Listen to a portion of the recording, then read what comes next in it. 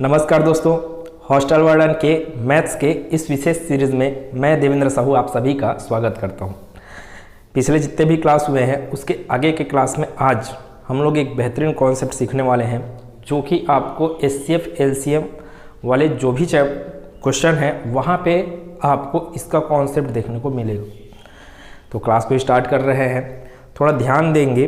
अगर आप पिछला क्लास अच्छे से देखे हुए हैं तो आपको एचसीएफ कैसे निकालते हैं और एलसीएम कैसे निकालते हैं ये चीज़ आपको पता होगा। मैं डायरेक्ट यहाँ पे क्या लिखा हूँ, दो संख्या लिखा हूँ, यहाँ पे तीन संख्या लिखा हूँ। दो संख्या लिखा 36 और 84, इन दोनों का एचसीएफ क्या होता है 12।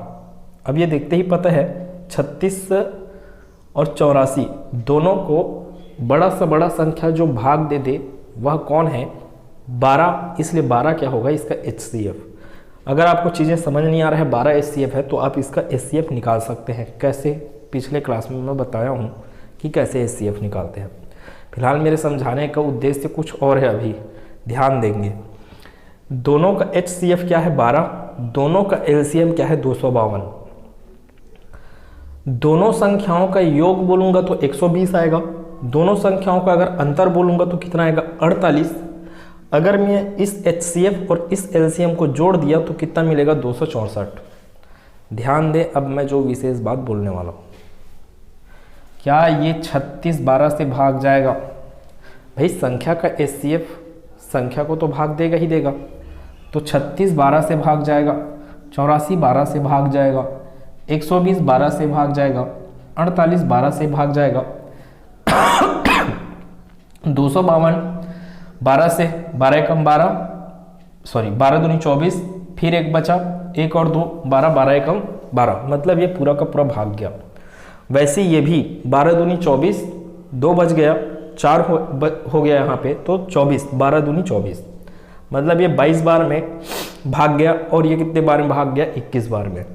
अर्थात दिए गए संख्याओं का योग, अंतर, उनका एलसीएम, उनके एचसीएफ एलसीएम का जोड़, चाहे इनका क्या कर सकते हो आप एलसीएम माइनस एचसीएफ कर सकते हो। ठीक है, एक एक्स्ट्रा भी लिख देता हूँ मैं, क्या चीज़, एलसीएम माइनस एचसीएफ। ठीक है, जैसे कितना आ रहा है एलसीएम 252 में 12 को घटाया आप, 2 में 2 गया 0, 25 में 1 गया 24, तो ये भी क्या होगा आपका 12 से भाग जाएगा। अर्थात चाहे संख्याओं बोलो, चाहे संख्याओं का योग बोलो, अंतर बोलो, एलसीएम बोलो, एचसीएफ प्लस एलसीएम बोलो, एलसीएम माइनस एचसीएफ बोलो, वो सभी अपने एचसीएफ के क्या होते हैं, गुणज होते हैं। ध्यान दें इस बात को, मैं क्या बोला, सभी संख्याएं अपने एचसीएफ के गुणज होते हैं। सभी संख्याओं का दिए गए संख्याओं का योग, अंतर, गुणा, भाग सब, ठीक है, वो क्या होगा एचसीएफ का गुणज होता है। ठीक है, जैसे वैसे यहाँ पर भी मैं किया हूँ 28 42 21 का एचसीएफ क्या है आपके पास 7 है। अगर मैं देखूँ तो इनको अगर जोड़ूंगा 28 42 को तो 70 मिलेगा, 28 और 21 को जोड़ूंगा तो 49 मिलेगा, 42 21 को जोड़ा तो 63 मिला, तीनों को जोड़ा अगर मैं तो क्या मिल जाएगा मेरे को 91। अगर अंतर करने जाऊँ तो इन दोनों का अंतर 14, इन दोनों का अंतर कितना 7, इन दोनों का अंतर कितना आ जाएगा 21, 42 और 21 का अंतर। ठीक है, एलसीएम निकालने गया तो कितना मिलेगा 84, एचसीएफ प्लस एलसीएम निकालने गया ये 84 प्लस ये एचसीएफ कितना आएगा 91। तो यहाँ पर भी आप देख पा रहे होंगे जितने भी यहाँ पे राशियाँ मिला है और संख्या का मान जो भी है वो किससे भाग जा रहा है 7 से।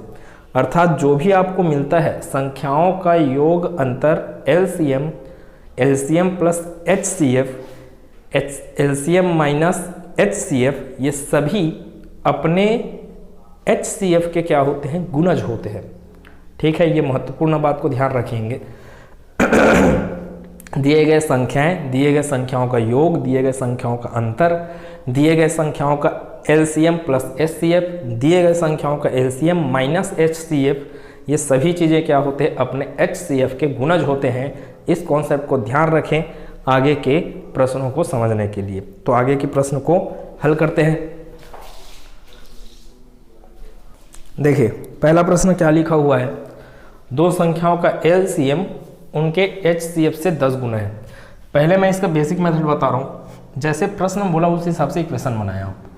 दो संख्याओं का एलसीएम एचसीएफ का कितना गुना, 10 गुना, तो कुछ ऐसा बनेगा equation, LCM equals to 10 times of HCF. उनके एलसीएम तथा एचसीएफ का योग कितना है, 330, अर्थात LCM plus HCF equals to क्या हो गया, 330। यदि उनमें से एक संख्या क्या है, 60 है, तो आपको बताना है दूसरा संख्या क्या है। देखो, आप पिछले क्लास में बताया कि दो संख्याओं का गुणनफल बराबर क्या होता है, उन दोनों संख्याओं का एचसीएफ गुना उन दोनों संख्याओं का एलसीएम। यही कॉन्सेप्ट लगने वाला है, लेकिन उसके लिए आपको एलसीएम भी पता होना चाहिए, एचसीएफ भी पता होना चाहिए। एक संख्या दे दिया है, दूसरा संख्या आप निकाल सकते हैं, लेकिन मेरा उद्देश्य क्या रहने वाला है, पहले एलसीएम और एचसीएफ निकालने का। मेरे पास दो इक्वेशन है, दो अननोन है, यहाँ से निकाला जा सकता है। जैसे इस इक्वेशन में L का मान जो दिया है उसको यहाँ पे रख देता हूँ। L का मान 10H प्लस ये H इक्वल्स टू कितना हो गया, ये 380, ये बनेगा 11H, तो H इक्वल्स टू क्या मिल जाएगा, 330/11। यहाँ से H इक्वल्स टू क्या बनेगा आपके पास, 11 या 33, फिर ये 0। H का मान कितना मिल गया, 30, मतलब HCF क्या है, 30 है। ठीक है, आपको प्रश्न में क्या दिया है, एलसीएम जो है वो 10 गुना है बोल रहा है ना, इसलिए L 10 गुना है किसका, HCF का, तो मैं बोलूँगा 10 गुना HCF, यही तो बोले क्या, 30 मान है। फिर L का मान कितना मिल गया, एलसीएम का मान 300, HCF में मिल गया, एलसीएम भी मिल गया। आपको एक संख्या दिया है, अब आप दूसरा संख्या आराम से निकाल सकते हैं। पिछले क्लास का जो फार्मूला है उसको यूज़ करके एलसीएम गुना एचसीएफ इक्वल्स टू क्या होता है, first number into second number. LCM कितना है, 300 गुना एचसीएफ कितना है, 30 बराबर पहला नंबर क्या है आपके पास, पहला नंबर है 60, दूसरा नंबर को कुछ भी मान लो या फिर मत मानो, सेकंड का सेकंड लिख देता हूँ। यहाँ से इसको भाग दें, 30 से गया ये 2 बार में, ठीक है, तो ये आपको 300 बटे क्या मिलने वाला है, 2, जो कि क्या है, सेकंड नंबर, अर्थात 150। दूसरा नंबर क्या है आपके पास, 150 है, तो दूसरा नंबर समझ में क्या है अपने को, 150। क्या इस प्रश्न को ऐसे ही हल किया जा सकता है? आप क्या कर सकते थे, यहाँ से ऑप्शन भी उठा सकते थे। जैसे आपको क्या पता है 60 क्या है पहला नंबर, और मान लो 300 क्या है दूसरा नंबर, तो इनके एलसीएम को ध्यान देंगे, इनके एचसीएफ और इनके एलसीएम को। एचसीएफ क्या होगा भाई, ये 300 को तो भाग दे रहा है कौन, 60, मैं ऑप्शन ए को उठाया ना, 60 भाग दे रहा है, इसलिए यहाँ पे इनका एचसीएफ क्या हो गया, 60। अगर मैं बोलूँगा एलसीएम, तो 300 बड़ा संख्या है और 300 एकम 300 जो आपका 60 से भी भाग जाता है, ठीक है, तो यहाँ पर आपका एलसीएम क्या हो गया, 300। अब देखिए फिट बैठ रहा है कि नहीं आपका जो कथन है वो, क्या बोला, दोनों संख्याओं का एलसीएम क्या है, एचसीएफ से 10 गुना है। एलसीएम तो 300 है और ये क्या है 60, तो ये तो 60 पंचे 300 होता है ना, वो क्या बोला 10 गुना, तो यहीं से आपका ऑप्शन एक खत्म हो गया। आना चाहिए कितना, 10 गुना। ठीक है, मैं उठाता हूँ option number B. Option B को उठाया जाए तो अगर मैं बोलूँगा पहला संख्या क्या है 60 और दूसरा संख्या क्या बोलना पड़ेगा आपको, 150। ऑप्शन बी अगर करेक्ट के लिए जा रहे हैं तो फिर इधर एलसीएम, फिर इधर एचसीएफ, 60 और 150। 150 तो 60 से भाग नहीं जाता, लेकिन 60 का आधा जो है 30, वह 30 60 को भी भाग देगा, 150 को भी पूर्ण रूप से भाग देगा, अर्थात एचसीएफ क्या मिला आपको, 30।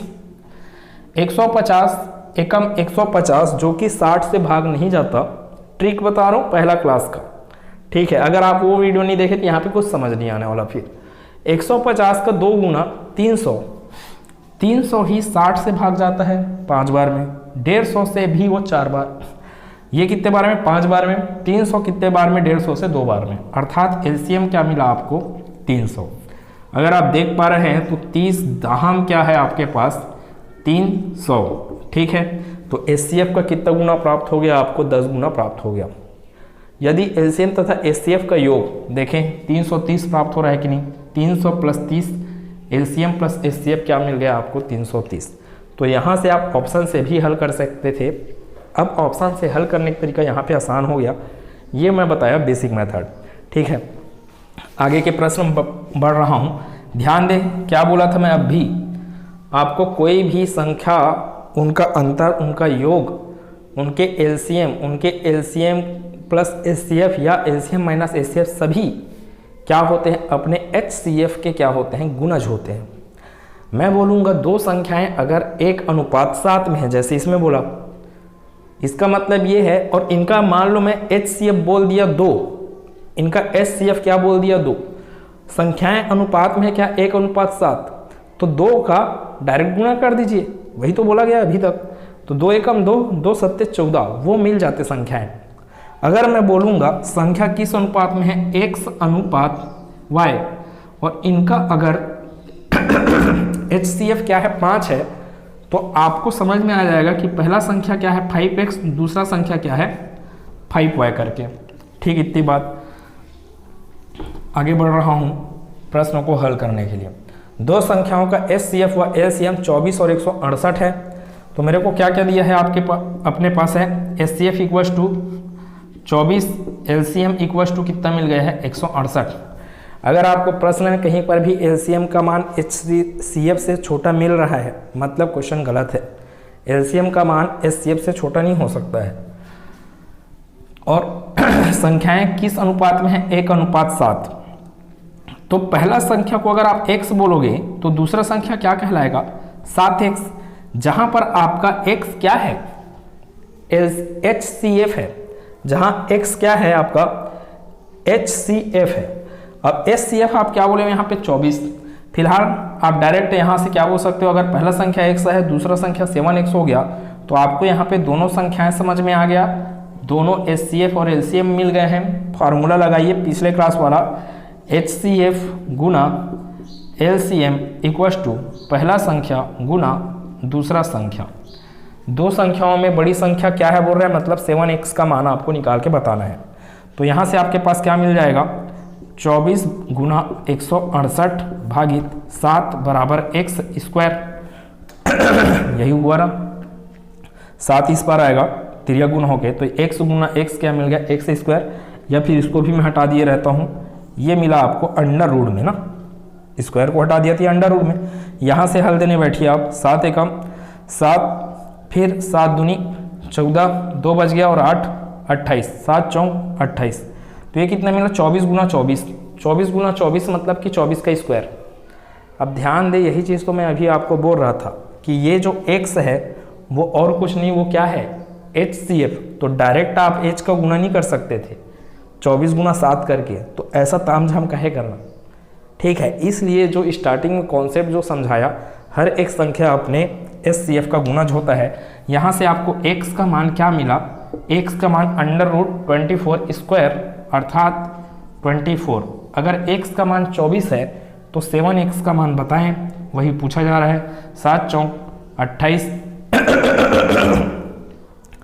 7 दूनी 14, 14 और 2 16, तो क्या मिल गया आपको 168। प्रश्न का उत्तर है, जो कि ITI छात्रावास अधीक्षक में आया ये प्रश्न 2023 में।